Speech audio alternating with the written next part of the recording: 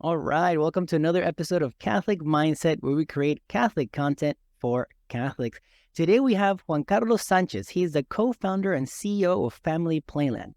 They are a streaming platform for the whole family. Family Playland's content focuses on supporting and reinforcing family values for the Latino family. Juan Carlos, how are you? Thank you for joining us on the show.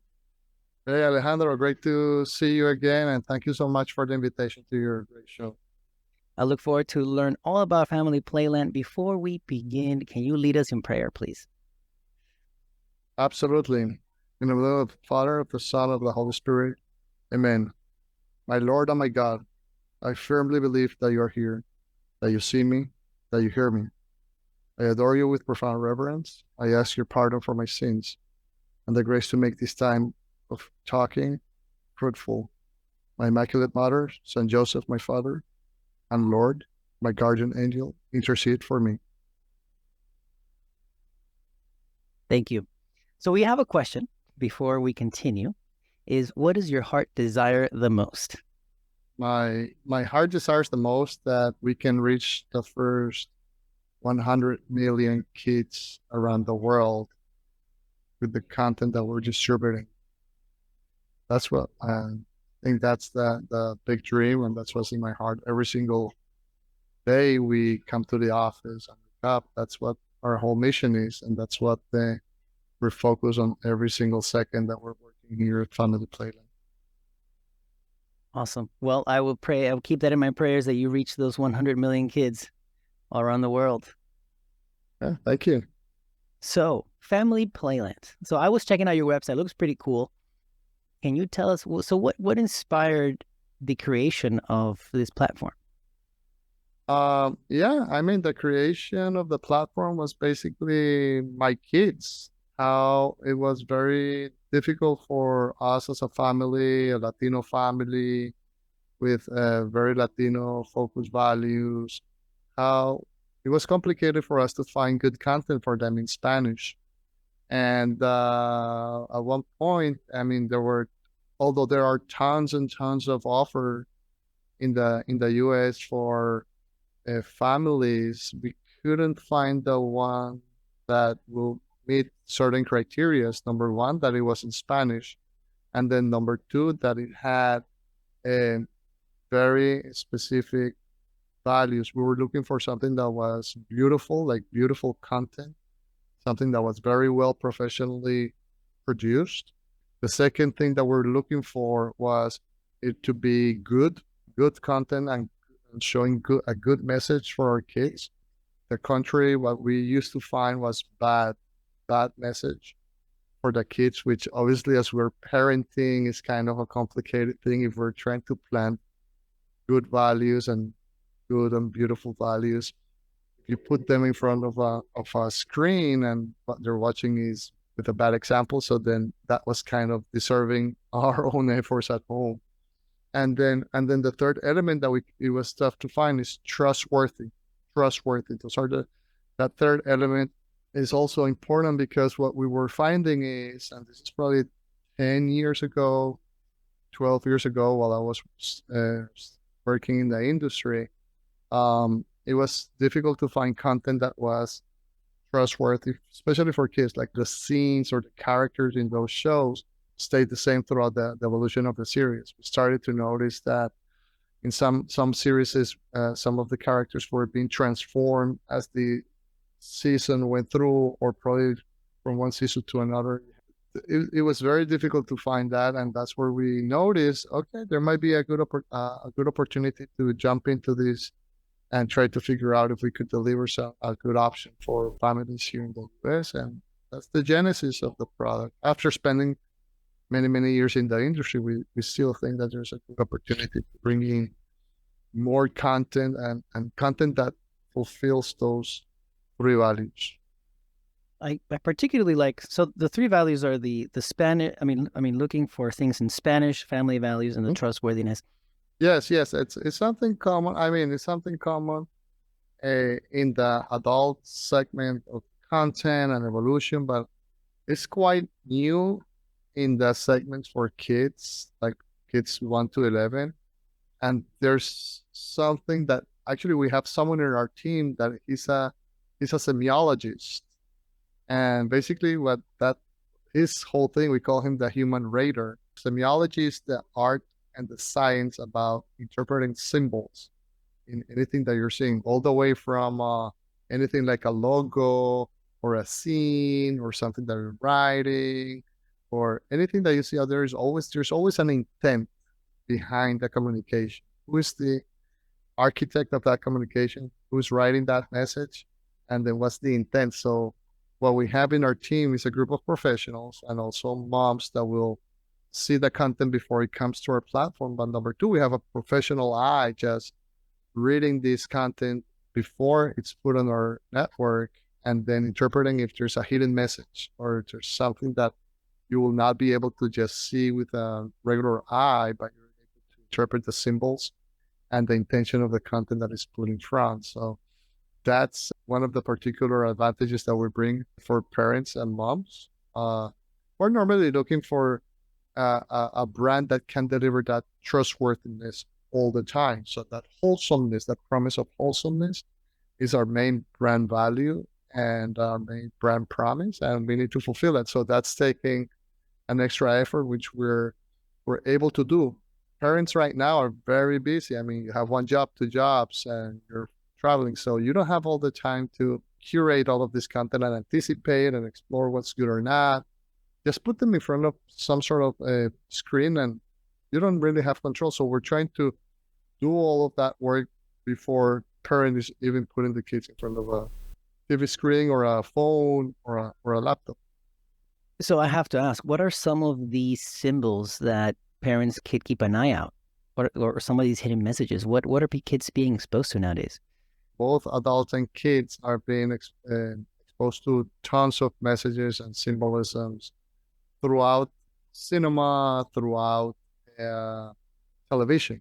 There's a big issue right now that we've detected from parents in some of the studies and the surveys that we've done, and it's that parents want to make sure that they're not paying for something that they don't know they're paying for. So if they're putting their kids in front of a program, they don't want them to be indoctrinated with messages that are affecting the identity formation of their kids.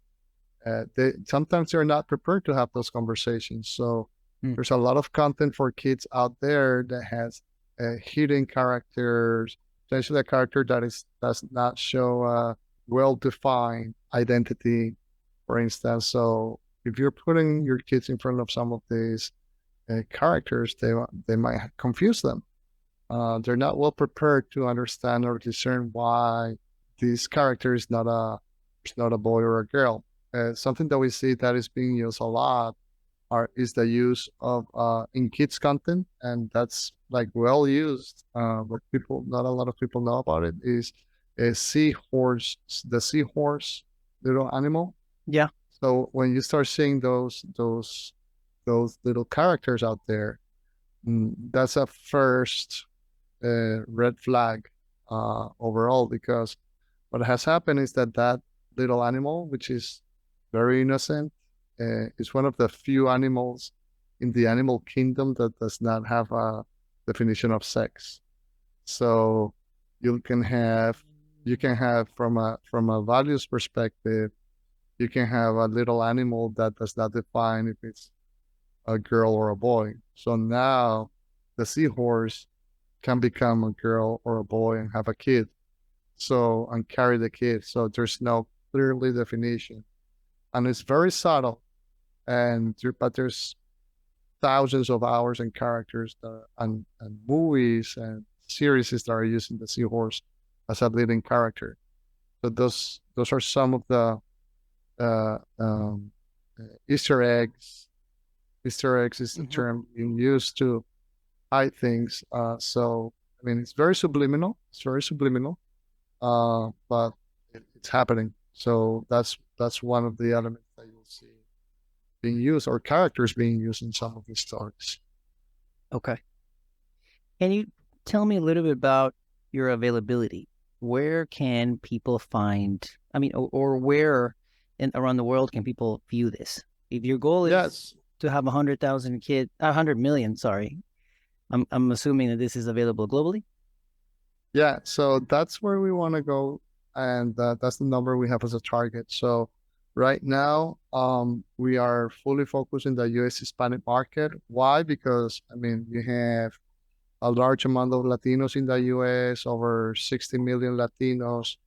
If you take all the population in the U.S., the Latino population is probably it is the second largest Spanish-speaking market in the world after Mexico. So Mexico is number one.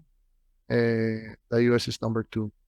Um, then, if you take that also in terms of the potential growth, the US market continues to grow at a fast pace. The Latino segment within it's a fast growing segment. So that's something that we pay close attention. And that's why we decided to focus all the way from Puerto Rico to Hawaii. So that's our first stage. Now, once we feel that we have a good grip in the U.S. Hispanic market, then we'll move into other markets. But right now, it's where the battlefield is. We have the understanding of what's going on in the market. We have experience understanding the consumer down here. So we right now focusing exclusively on the U.S. Hispanic market. So you mentioned industry. You tapped a little bit on the media industry. Let's talk a little bit about it. What are some of the trends that you're seeing in the media industry around your space? Yeah, definitely. I mean, there's a lot of opportunity right now to keep producing content for kids and delivering content to kids. The problem right now is that there's a huge amount of people that want this content, but there's not a lot of people offering that content. And there's only like two or three big players in the market that control all the distribution of this content. And those distributors are not necessarily aligned with Catholic values. So for us as Catholic professionals that have been working in the industry for more than 20 years with different companies within Sony, within NBC Universal, uh, and many others, we think that there's a good space to bring in content that is not necessarily faith-based, but is content that respects the values of Catholics and Latino families in the US. So that the market continues to expand and retract, but we think that there's a great opportunity to bring in something that is wholesome and elevate kids' souls. Our whole mission is to just nourish kids' souls, and we think that that's been done for good or for bad through content. We as parents, we sometimes don't understand how critical that is, and the amount of hours that a kid is put in front a screen is just mind-boggling right now. Like if you see how many hours a kid will spend in, let's say, going to a Catholic church or to a Christian church between the age of 1 and 17, if you add all the hours, they will not add up to more than 800 hours total. If you check how much time they'll spend with their family, it's probably 5,000 hours.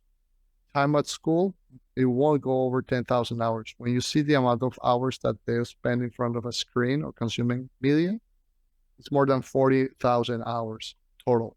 So then we have to ask ourselves, "Hey, why is that this is happening in these schools? Why is that this happening with these families?" Well, it's that we have less and less control of what's going on in their lives because they have been spending most of their lifetime in front of a screen. That's the average. It doesn't mean that everybody's in that same boat, but that's the average. And that's where we see our mission. How do we deliver and get some of that time back with quality? It's gonna be very difficult for anybody to give away the power of this screen or a smart TV. Technology is too powerful, but the content that is flowing through it, I think that's where the biggest opportunity to cause a positive impact to a kid is right now. Right now. Talk to me a little bit more about the creation of content. Maybe I'm wrong, but I feel like all like Netflix and Hulu and HBO and all these are going on their own to create content now. Is it because there's a demand for content and there's not that many creators, or the cost of creating movies and shows is not the same as it used to be? What Yeah. can, I guess, incentivize more more family value content to be created? Oh yeah. So definitively, there's a lot of content being created, but not all content is made equal. Mm. So what has happened is that you have the large studios who are producing hundreds of thousands of hours a year in combination, but all of that content has a very particular intention. Again, there's something that was well said in the early 20s and 30s that the medium is the message. And when the medium is the message and you just scratch a little bit under the medium, you start figuring out what is that constitutes that medium. You start seeing why a certain brand is delivering certain type of content and what's the agenda behind that content, or the producers and who is putting the money behind that content. So I think right now what has happened, and talking about trustworthy again, you'll see that there's a lot of things hidden in plain sight. So you have these huge companies that are making and spending billions of dollars in production, but they don't care about the family values necessarily. They're just caring to increase the engagement level of the kids in the screen, make as much money as possible. That's your main focus. And there's nothing wrong about making money, right? We're all capitalists. So, but what's wrong is when you start destroying the values of a society, contaminating the souls of kids, affecting and attacking directly the family values. And that's when the cost is too high. And that's why you're seeing a good wave, new wave of new alternative media like us. We're very concerned about this. And we're not necessarily concerned about uh, going in and leading with the cross. You know, we think we have to understand the current culture. So our whole angle here is we're trying to bring in uh, produced content or licensed content, and bring in high level, very professional that is going to draw in audiences back to our Lord. So it's a little bit of a of a tension point where the culture is over here, so you have to meet the culture over here with the right values and the right purpose, so we can bring them back to our Lord and bring back the family, and keep it rolling. What we a lot of people do not understand is the moment that you lose those family values, then the economy starts suffering, uh, and the whole economy starts suffering. So we're paying close attention to this phenomena. And media is a big component of it. It is a big component. As the school system is a big component. Media is a big component. School systems are a big component. Art is a big component of how culture gets formed. So if that culture is deteriorated, the consequence is that the families are deteriorated, and that brings down a whole society. So that's why you're seeing this type of reactions, and you're seeing consumers now thinking twice before they give their money to any of these other media options. Consumers are paying more attention. Parents are paying more attention. I think COVID triggered that in a lot of households across America. People started to pay more attention to what their kids were doing, whether it was at school or in entertainment content. So that's basically triggered a big emphasis on people taking care of what they're consuming at all levels. I want to take a step back and talk a little bit about the values that you mentioned earlier. You mentioned good, trustfulness, and beautiful content, right? Can we Yes. dive more into why you're focusing your content in this way? Yeah, absolutely. Absolutely. I think that those values are the values that we think out of hundreds of values. I think those are very universal values. Those are very, if you want, Catholic values, in the sense that, I mean, Catholic means universal. So what we have done here intentionally is not just think about, okay, let's take the Bible and do catechesis or go in and bring families back to the Lord that way. No, we're going with a very broad aspect of art and parables. Basically, every film is a parable, and that's the modern parable. And there's a great opportunity for us to be able to bring in and use that time and that effort to elevate the soul. So, I mean, human beings, human minds are always attracted to beautiful things. So why can't we just use that to bring people back to the logos, to the Lord? And that's something that we believe we've lost a little bit about that overall in the culture, and we want to use those same elements to discern what type of content comes into the platform and then put it back in. The second element, it's the good, right? So we want to make sure that we're showing things, especially when it gets to kids, things that are good, not bad. So we want to show how kids reinforce positive values, positive habits instead of supporting the creation of scenes. Let's say there's some shows right now that you find in the kids offer even on platforms like Disney or Netflix or Nickelodeon, very commercial platform, you'll find kids playing a bad role in some of these series. It's just stealing or punching kids, or like they're really giving a bad example, disrespecting parents, disrespecting teachers. So that's an example of bad behavior. That's something that it goes against any simple common sense societal um, uh, base for things to be able to operate in any sort of environment. So if you're leaving your kids in front of this, I mean, they don't understand. They still feel like they're still forming their brains, and they're very open, and they're in a window of neuroplasticity, in a very vulnerable stage of neuroplasticity.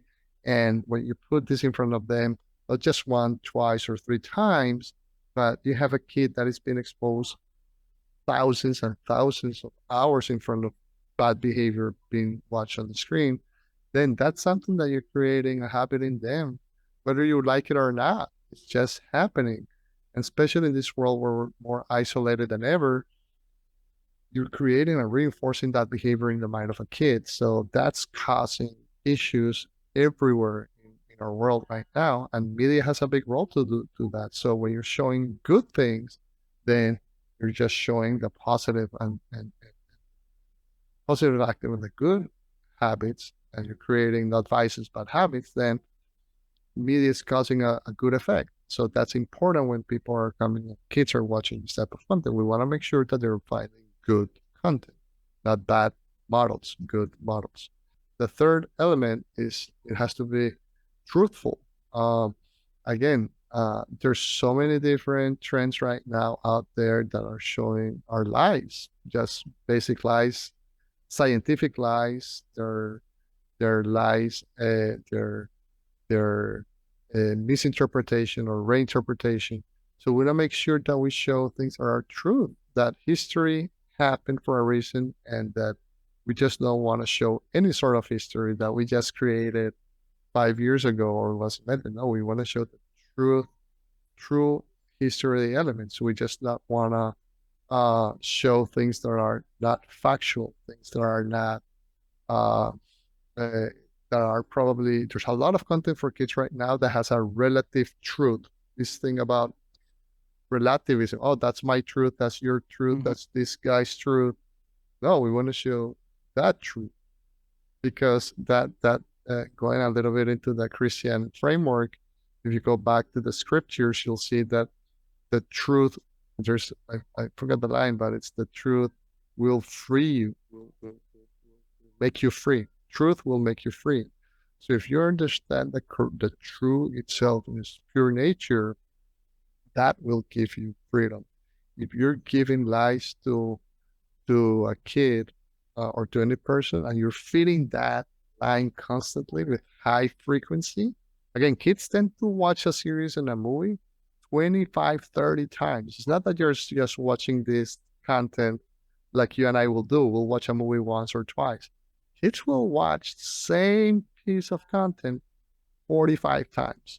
and you're constantly feeding them a piece of content, a movie where you're showing them something that is not true, they will somehow memorize them in their subconscious. You'll have a problem with this kid 30 years later, or 20 years later, or 10 years later, when this kid is causing trouble because he has a misperception of something that was planted in his mind, not by their parents, not by their school, but by a media corporation. Remember, we all have to remember that this kids content is not made by kids. Kids content is made by adults and people that are investing money to gain the kids' attention and to convince the parents to watch the content with them. So we're just doing a service and a favor, and the type of moms and families that are coming for our content are receiving that favor and that service that we're giving in. But corporations are selling hard and making whatever they can to get into your household. We're just providing a service and we're an option. And we want to play that role. But we also need to make sure that people know about these well-known practices inside the industry.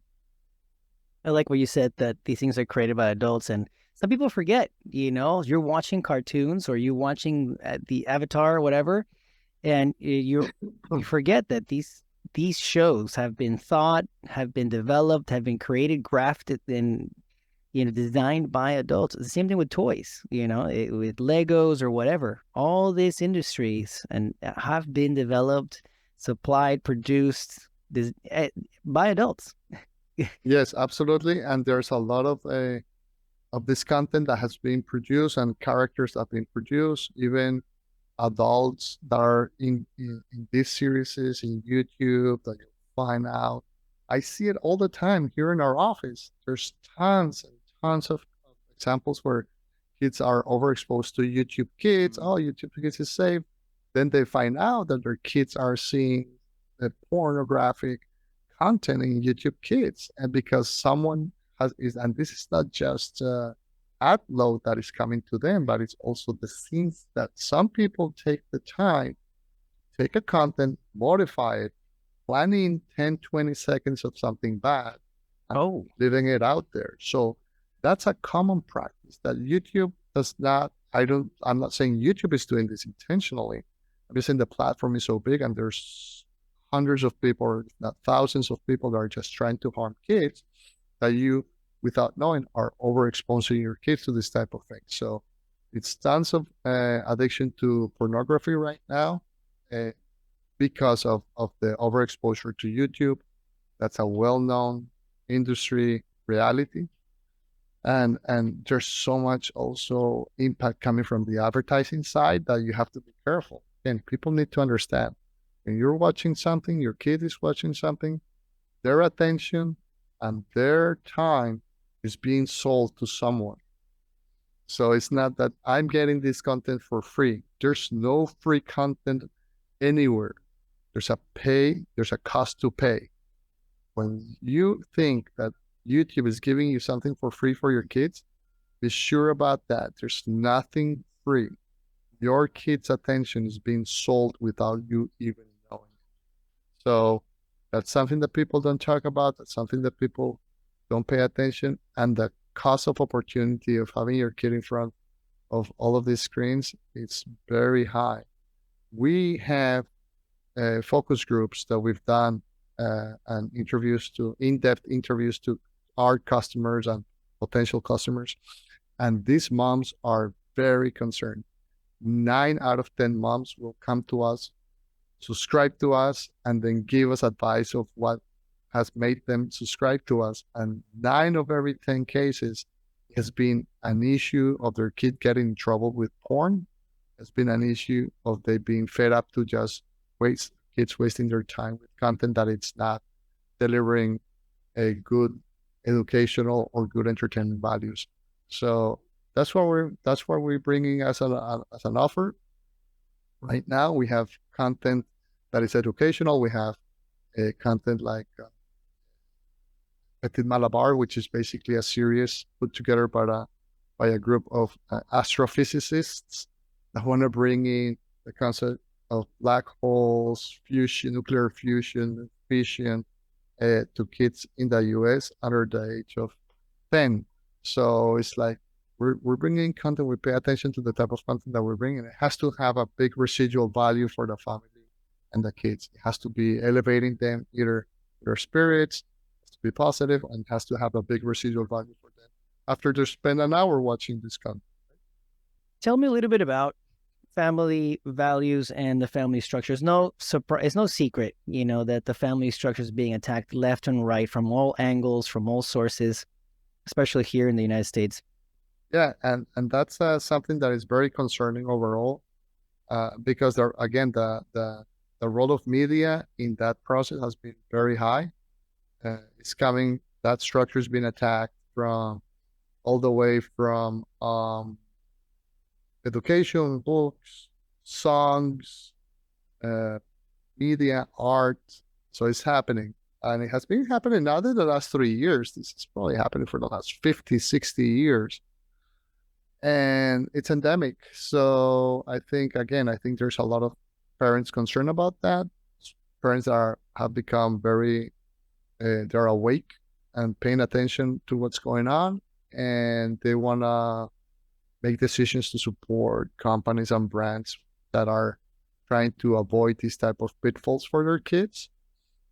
Specifically, we think that the role of the mom has been very affected.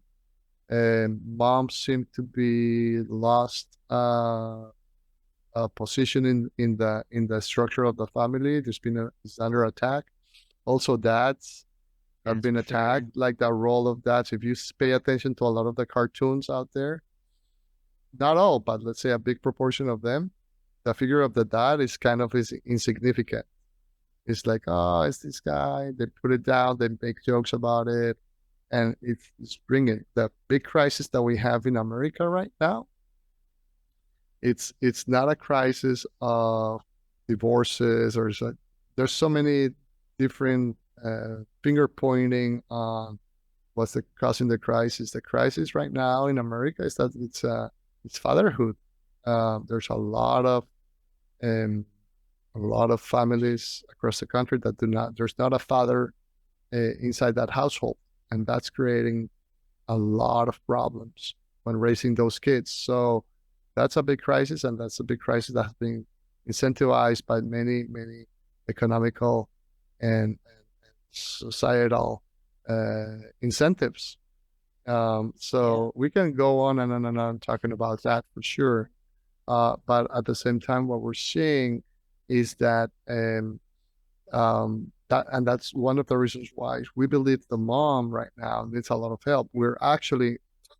And some of the things that we're doing to bring in and form a community around content on our platform is we're inviting all the moms. We're calling them super moms, and whoever wants to come in and share their experiences. If you go to www.familyplayland.com, there's a blog, and we're starting to get in more moms involved with kind of creating a mini movement of moms concerned by the content their kids are watching. So all of these super moms are basically bringing in, and they're telling their stories from a professional life, and then how also they're balancing their life at home.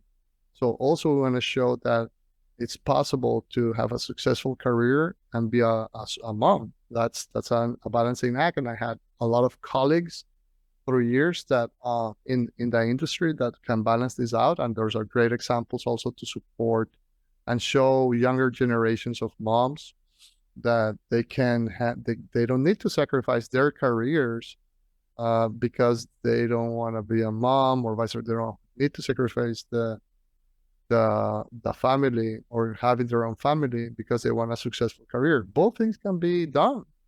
There's no somehow, I don't know when in this country we've been sold the idea that you cannot have one and the other together. You can be a great mom and a great professional. But somehow at one point someone has been trying to sell out that no, you cannot be a mom, and if you're a mom, you're not a professional, or vice versa. It's not true. So we're bringing this super mom that is showing other generations of potential moms or current moms, showing how they're doing it, sharing their experiences, and that super mom is bringing another super mom, and that super mom is bringing another super mom. So it's a call out for all the moms that are watching your show, or people that are watching the show that know a great super mom, to put us in contact with Family Playland, and we can definitively share their stories, and make sure that other families also understand what it takes to be a super mom. And we want to elevate that, because it's, quite frankly, moms are under attack in this country. I like this focus on moms. This culture nowadays has been, and for a while, like you said, has been teaching women that they have to sacrifice family life. In fact, why have a family when you have to focus on yourself? Like, that's the message, that you don't have to stay at home and have a family. You go out into the world and pursue your career first, and then family second, right? But why not do both? Which is completely super doable, to have a professional life and a family life if you just try.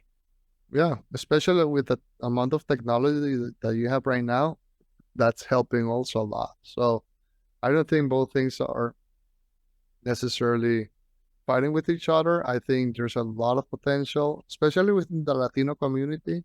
We're inviting all the Latino moms that can share and want to share their story, so we can amplify that across the country.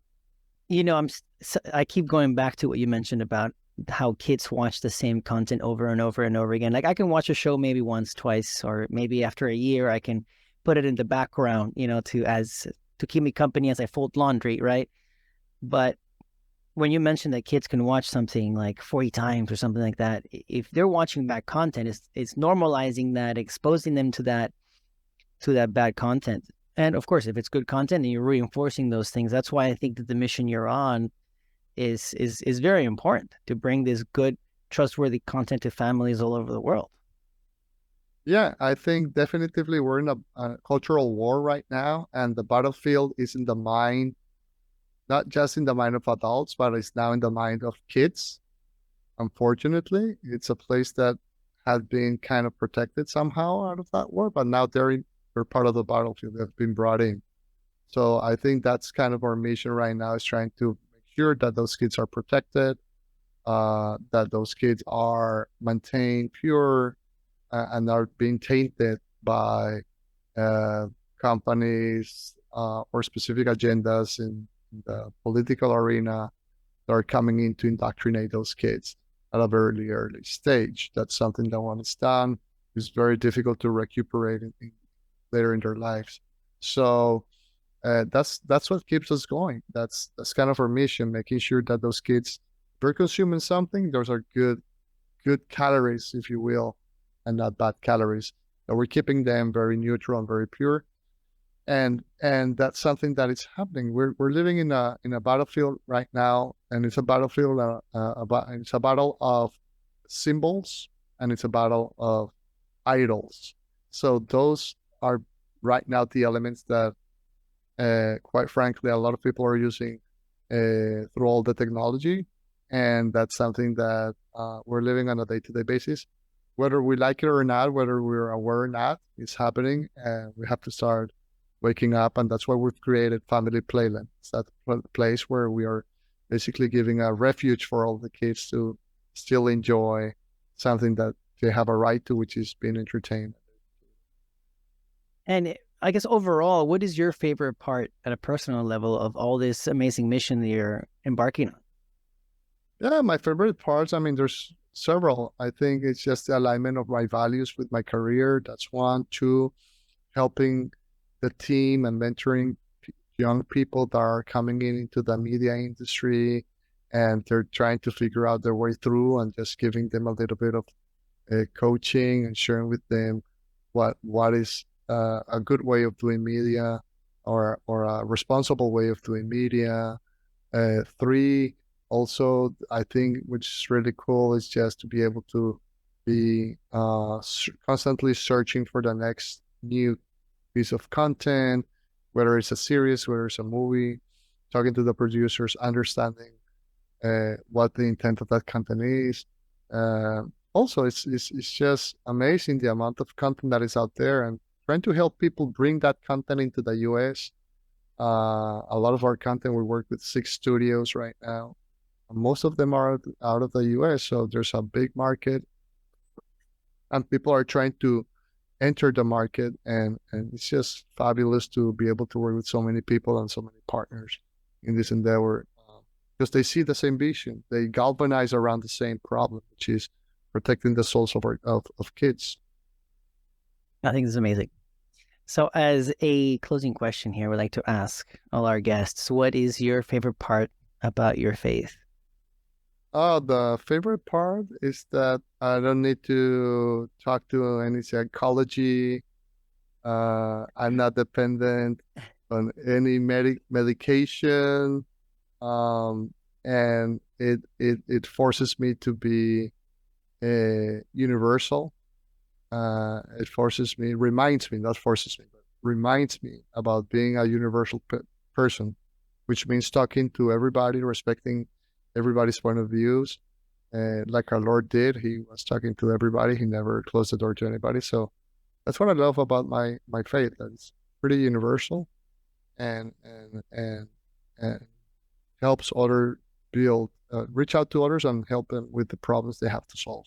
Serving others, I think that's what our faith encourages us to do, and that's what I also like to do that through my career. Awesome. Juan Carlos, it has been great to have you on the show to learn all about Family Playland. We look forward to share your content and make people, at least our audience, to get to know you more, get to know your mission, your work, and all this fun stuff that you're doing. I mean, providing families all over the world with content that they can trust and that it's good and healthy for their families. So thank you. Well, thank you, Alejandro, for your invitation. It's been an honor to be here, and thank you for your audience as well. Just come whenever you can to familyplayland.com.